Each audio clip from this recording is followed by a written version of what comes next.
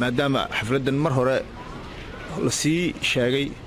oo ila noqon weyday inaan kansal gareeyo inaan imaado dhowr cisho id soo gaaro 2-3 cisho insha Allahna isniintana idinka noqdo salaasadana dalkii aan ka dego ayaan jecelahay insha Allah hadii Ilaahay ilaahdo waxa weeyaan waxaan halkan ku arkayaa wajiyo kale oo aan Germany oo aan ahayn ka kala socda laamaha kaleete ee Yurub xisbiga ucud kulligiin waan idin mahadnaqayaa idinka safarka kale aad soo gasheen inaad i timaadaan iyo qadariseen qaayaha ay siiseen runtii waa mid lagu farxo weeye mar walba anaga yeediilana siisaa annaga oo runtii mar walba de xaaladda siyaasadda mar walba ay iska kulusho siyaasadda iska gabigeedu waa iska rororka badan tahay ayaa haddana mar alaaliya markaad aragtid dadkaaga ku qiimeynaya ayaad adiguna maartay runtii ay yeediilo ku siinaysaa in jidkii toosneed aad ku jirtid waxaana ilaahay baa qora haddii ilaahay samada nagu qorayna waan helaynaa haddii kalena dalkeennu banu shaqaynaa dimuqraadiyadda iyo waxaasun bay dee sii horumarinaysaa marka ciddii ilaahay u qoran baa baashan helaysa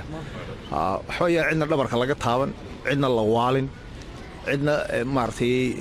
shalay toolaba dee rag baa kulmiye ka mid ahaa oo joogay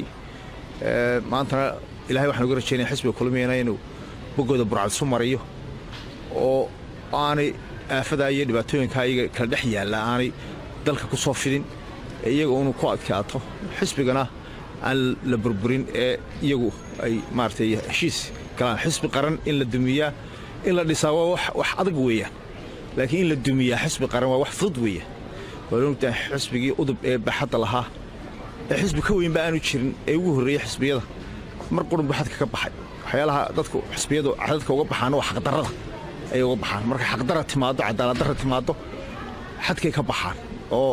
waxay saamaysaa dadkii cadaaladda iyo xaq darrada sameeyay ilaahay dalkeena maartay hasukaan hayo Soomaaliland wax walba ka weyn xisbiyadan iyo waxaan oo dhan Soomaaliland ba ka weyn marna ogolaan mayna Soomaaliland in ay saameyn ku yeelato waxa dalka ka socda dhinacyadan haynayna nidaamka dawladeed inoo jira waa inuu noo socdaa laakiin nidaamkana waa in la xisaabtamaa cadaaladda lagu xisaabtamaa shacabkuna waa inay indhaha furaan mar walba yaan kolba wax yar oo qeera ah lagu jeedin oo aan iska caadifadaysnaan oo aan wax walba ilaawin cid nin kasta oo madaxa haddii ilaahay Britland keeno iyo kuwa jooga iyo cid walba shacabku markuu la xisaabtamo ayuu ninka madaxdana habranaya laakiin ninka madaxda marka la xisaabtami waayo ee wuxuu doono uu sameeyo ee cadaaladda ku tunto isaga laftirkiisu ee uu sharciga dalka ku tunto taas waxay keentaa oo waxyaalaha burburka keena ay ka mid tahay haddii aynu siyaad barbarigii la xisaabtami lahayn dhibaatooyinkii hore uu keenay oo bilaabay ee aan laga yeeli lahayn markii daba muu burbureen dalku laakiin Soomaaliland dig badan baa ku soo daatay halgan badan baa loo soo maray dadkeeduna waa isku duuban yihiin shacabkana ka adag cid walba nin kastoo madaxa cid kastoo xisbida nidaamka dawladeed inuu naga burburo doonayno sideeda ay noogu socdaan doonaynaa nabadgelyada noo socdaan doonaynaa dalka in horumar la gaarsiiyo la doonaya marka weligaan ku mashquulin dadkan kuraasida kale riixanaya siyaasiyiinta cidii ilaahay u qorayna way helaysaa wassalaamu calaykum waraxmatullaahi